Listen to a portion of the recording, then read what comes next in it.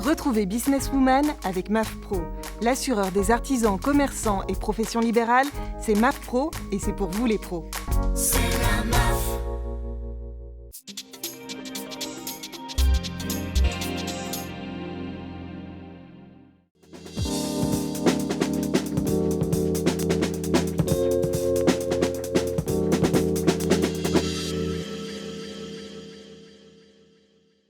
Bonjour à toutes et à tous, bienvenue sur le plateau de Businesswoman, votre rendez-vous incontournable dédié à l'entrepreneuriat au féminin. Je suis ravie de vous accueillir sur Demain TV et sur wedoobiz.com pour ce numéro consacré à la reprise d'entreprise. Devenir entrepreneur est un challenge alléchant, nombreux sont ceux qui se tournent naturellement vers la création d'entreprise, mais reprendre une entreprise peut s'avérer plus intéressant que de créer de toutes pièces une activité. En quoi est-ce un pari plus stratégique? Comment bien choisir l'entreprise à reprendre? Quelles sont les démarches à effectuer et comment éviter les pièges? Nos deux invités d'aujourd'hui ont accepté de partager leur expérience sur le plateau. Toutes les deux ont décidé de tenter l'expérience de la reprise d'entreprise. Isabelle Ruellan a repris l'entreprise Ma Langue au Chat. Marianne Hetz a quant à elle repris l'entreprise Nervé Brousseau. Bonjour mesdames, comment allez-vous? Bonjour, très bien. Bon, vous allez pouvoir nous expliquer un petit peu toutes les deux justement cette reprise. On va commencer par vous, peut-être Marianne. Volontiers. Pouvez-vous nous parler un petit peu de votre structure? Alors nous, entreprise de génie thermique climatique et plomberie, située en Eure-et-Loire, est composée de 39 salariés à l'heure d'aujourd'hui. Nervé Brousseau, de son nom. Nervé Brousseau, très bien. Quant à vous? Donc moi, en fait, j'ai repris l'agence Ma Langue au Chat, qui est localisée à Paris et à Marseille et qui est spécialisée dans le jeu pour proposer des événements aux entreprises et aux collectivités territoriales, mais aussi dans la formation par le jeu. Rien à voir avec les gâteaux? Rien à voir avec les langues de chat, non. Mais le jeu?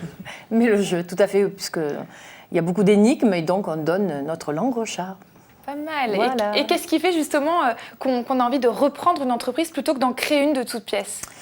Alors, dans mon cas précis, il y a deux choses. C'est que quand on crée une entreprise, généralement, on démarre tout seul. Or, moi, j'aime travailler en équipe.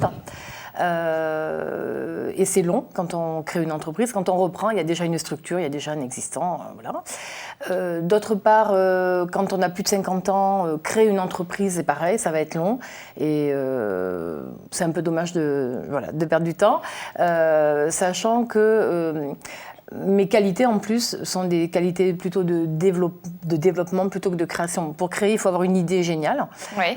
Pour développer, il faut avoir des compétences commerciales, de gestion, qui correspondent plus à mon profil, tout simplement. Donc vous êtes naturellement parti sur la ce type de reprise structure. d'entreprise, tout à fait. Vous, c'est un petit peu différent, puisque vous avez repris à deux avec votre conjoint? Oui, en couple, une reprise en couple. Donc ça correspondait véritablement à une forte volonté d'entreprendre, mais aussi à des rencontres finalement que l'on a pu faire déjà entre nous. On s'est rencontrés avec Thibaut au sein de notre activité professionnelle précédente à l'Association ouvrière des Compagnons du Devoir et du Tour de France, et à une volonté partagée finalement de contribuer à la pratique des métiers, à la continuité de la pratique des métiers manuels. Voilà, donc pour nous, ça a été plus facile la reprise que la création, parce que ça correspondait véritablement à notre vision qu'on avait d'une entreprise. On voulait reprendre une entreprise d'une trentaine, une quarantaine de personnes. Quand on l'a reprise, elle a été constituée de 34 salariés, aujourd'hui 39.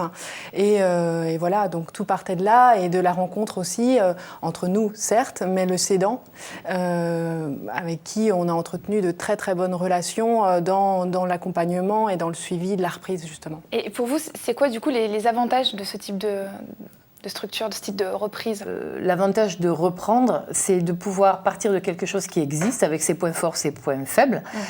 C'est de tomber, enfin, dans mon cas, amoureux d'une activité, puisque je n'avais pas prévu de racheter une entreprise dans le domaine du jeu. Je cherchais plutôt dans le domaine des spécialités régionales, provençales, donc vraiment aucun rapport. Voilà, il y a vraiment une rencontre, effectivement, avec une équipe, avec un métier, mais il y a aussi le fait qu'on a déjà un point de départ, l'existant, et qu'on va pouvoir pouvoir développer les compétences, développer l'activité autour d'un noyau qui existe déjà.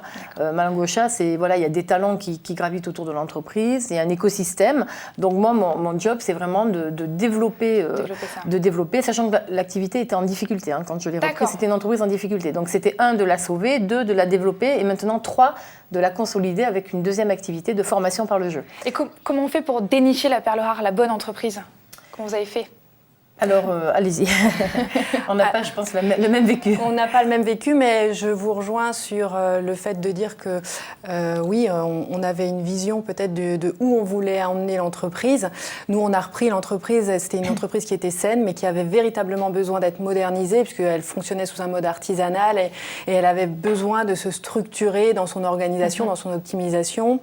Et voilà, donc ensuite, c'est né de cette rencontre avec le cédant, que Thibaut, mon conjoint, puisqu'on est tous les deux co-gérants de l'entreprise, a rencontré depuis de nombreuses années. Donc c'était quelque chose qui effectivement était long dans l'idée, mais assez rapide dans la reprise effective. Moi, je suis arrivée en tant que salariée de l'entreprise pendant 1 an avant la reprise, et j'ai pu un petit peu connaître le contexte de comment Donc vous, c'est parti plus de la rencontre que de l'entreprise en soi. Oui, ceci dit, on avait une vision de véritablement des axes d'optimisation. On savait qu'il y avait un gros et un très fort potentiel. Et vous, de votre côté, Isabelle? Donc, moi, c'est une démarche beaucoup plus classique de reprise d'entreprise après avoir dirigé des collaborateurs dans un autre contexte. Et donc, en fait, moi, j'ai commencé par une formation intensive, puisque la reprise, c'est particulier d'un point de vue juridique et financier. Donc, j'ai fait une formation auprès du CRA, qui s'appelle Cédant et repreneur d'affaires, qui m'a accompagnée après pendant tout le projet, puisqu'il y a des clubs de repreneurs, en fait.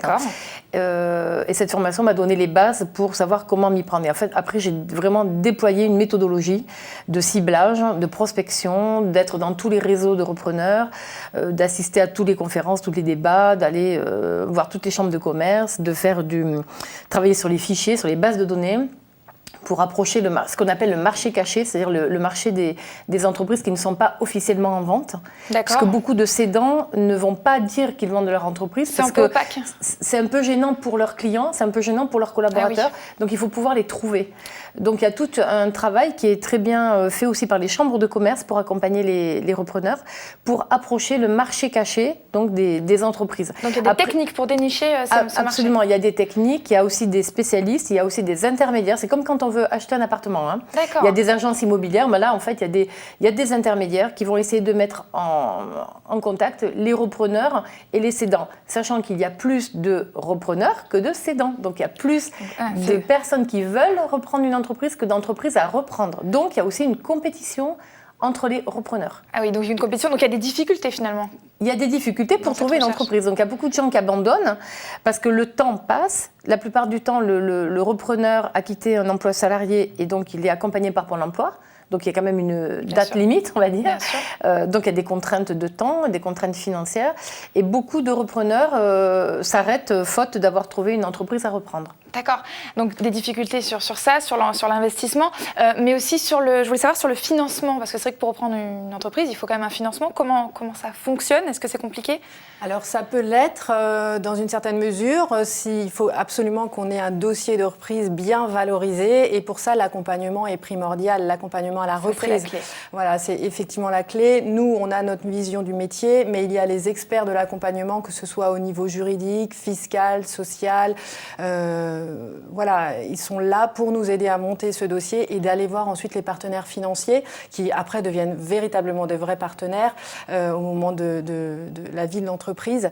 Donc nous sommes allés voir 3 établissements bancaires et effectivement on a été à chaque fois bien reçus de par la qualité du dossier, parce qu'à la base on n'avait pas forcément, étant jeune, en reprenant une entreprise à une trentaine d'années, les moyens de le faire. Donc on avait beaucoup d'attentes de ce point de vue-là. Point de vue financement. Tout à fait. Oui, c'est le nerf de la guerre, finalement. Oui, c'est ce qui détermine le fait de pouvoir ou pas reprendre l'entreprise finalement.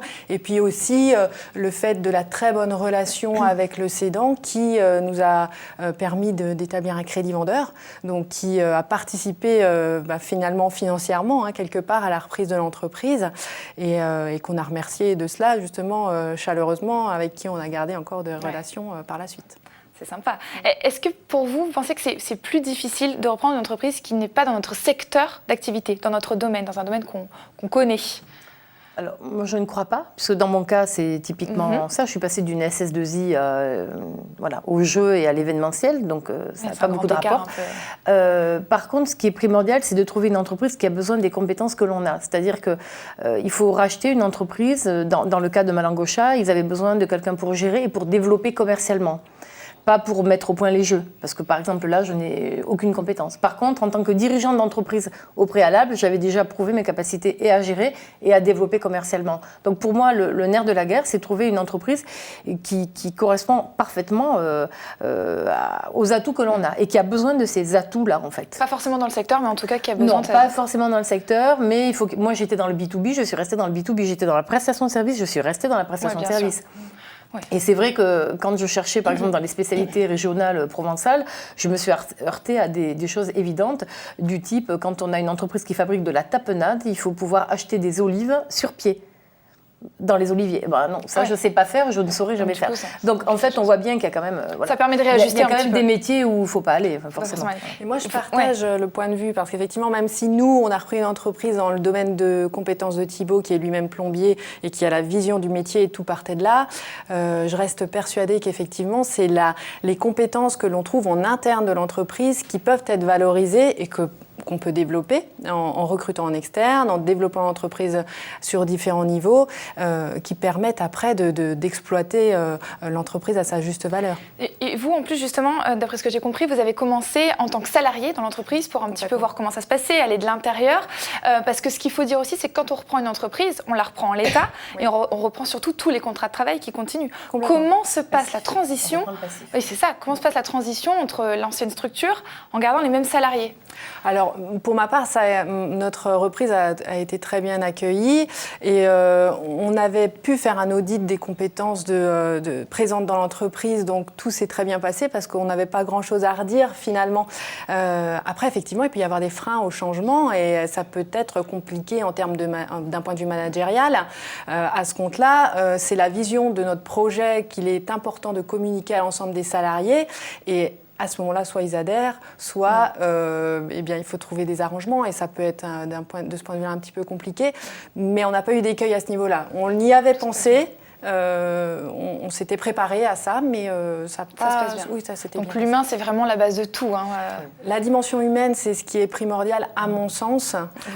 Et avec le cédant, c'est très important parce qu'il y a une relation de confiance qui doit s'instaurer, puisque comme il y a une garantie justement d'actifs, mais aussi de passifs, ça veut dire qu'on peut être amené à aller rechercher des choses du passé qui ne sont pas forcément bien faites ou dans les règles de l'art, et ça peut... il peut y avoir des discussions, des négociations, donc il faut bien s'entendre, il faut avoir confiance, il faut partir quand même en se disant que pendant plusieurs mois, on va encore échanger avec le cédant, il faut que ça se fasse bien, et puis après, effectivement, les collaborateurs, c'est le nerf de la guerre, il faut que, donc, en fait, qu'ils adhèrent au projet, et il faut les prendre en compte aussi.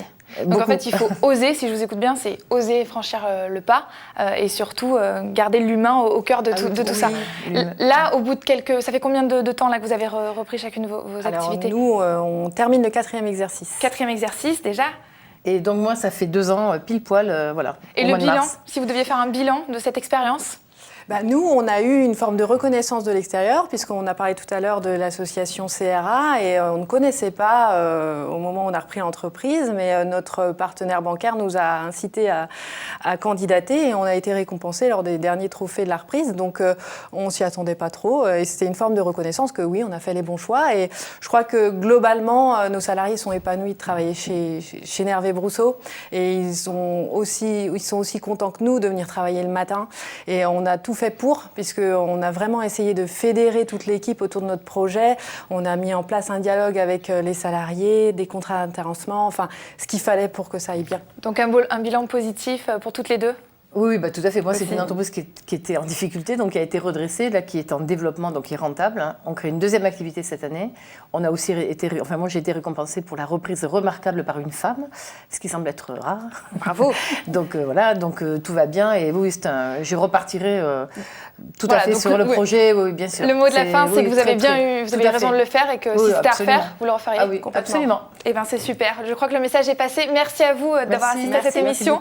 Merci à vous de nous avoir suivis. Vous pouvez retrouver cette émission sur demain.fr, wedoobiz.com, mais aussi sur ellesentreprenent.fr. Je vous dis à très vite pour un nouveau numéro de Business Woman. Soyez au rendez-vous parce que, croyez-moi, les femmes n'ont pas dit leur dernier mot.